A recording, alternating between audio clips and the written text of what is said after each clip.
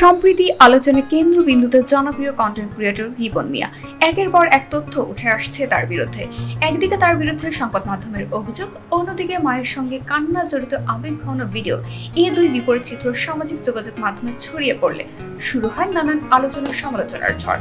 টেলিভিশনে প্রচারিত একটি প্রতিবেদন অনুযায়ী রিপন এখন স্ত্রী সন্তানে আলাদা বাড়িতে থাকেন এবং তার মা বাবার খরচ বহন করেন না।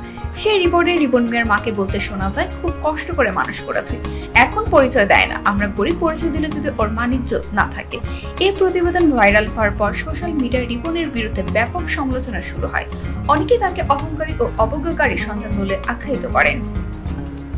অন্যদিকে আরেকটি নতুন ভিডিও ভাইরাল হয়, যেখানে দেখা যায় রিপন মিয়া কাঁদতে কাঁদতে মাকে জড়িয়ে ধরে আছেন। ভিডিওতে তাকে বলতে শোনা যাচ্ছে, তোমারে দেখি না আমি, আব্বারে দেখি না আমি, তুমি এটা কি করলা, আমার জীবনটা শেষ করলা।